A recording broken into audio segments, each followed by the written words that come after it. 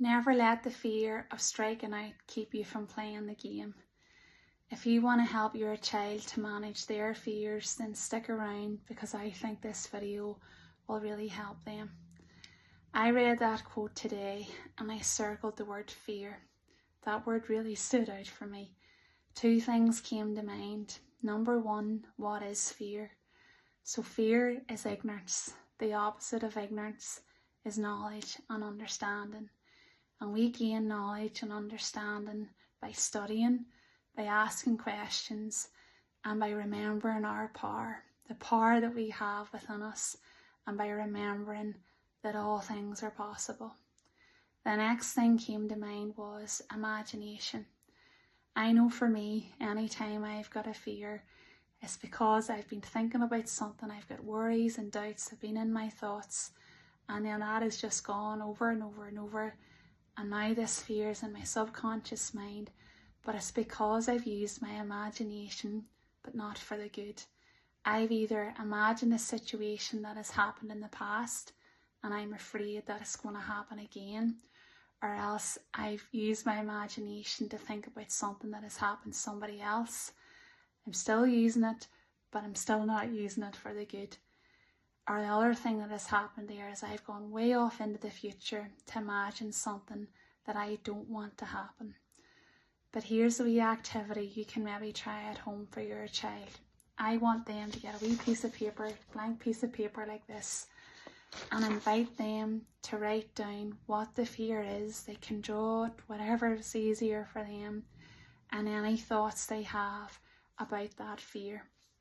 We were talking about the fear of the transfer. I used to have that a lot.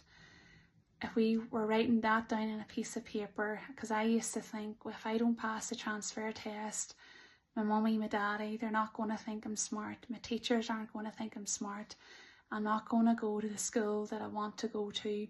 It's going to be a different school. I'm not going to make any new friends, and I'm not going to do well, and I'll not get a job, and all these things go round and round and round and round and round. Now, as somebody who's older, as a teacher, I can look at that now and I can think, Catherine, what were you thinking? Because that was so not true. But ask your child to maybe think about it, step back and think, if I was to give that piece of paper to a teacher, if I was to give that piece of paper to somebody I love, to somebody I admire, would they say, yep, that's all true. Everything you've got down there is true. And the chances are it's probably not true.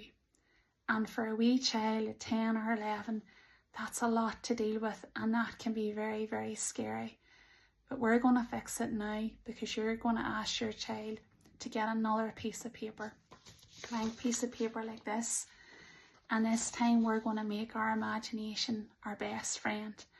And we're going to use our imagination to think about the situation that we want to happen. We're going to think kind thoughts, we're going to think positive thoughts, we're going to think loving thoughts, and we're going to use our imagination for us this time. Invite them to write down what they want to happen. What's it going to feel like? What's it the experience going to be? And when we focus on that, then that's going to make it so much easier for our children to understand. So the trick is there, take a step back, ask yourself, is it true? If it's not true, we don't let it in. We go to another thought. We think of the kind thoughts and we see it how we want to see it.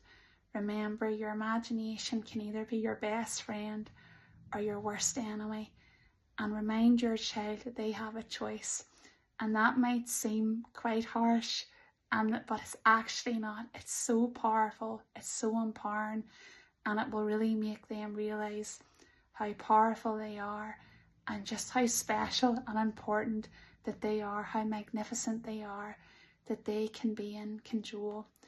With the piece of paper they had with written on all their fears, invite them just to make it into a wee airplane, just fly it away and just let it all go.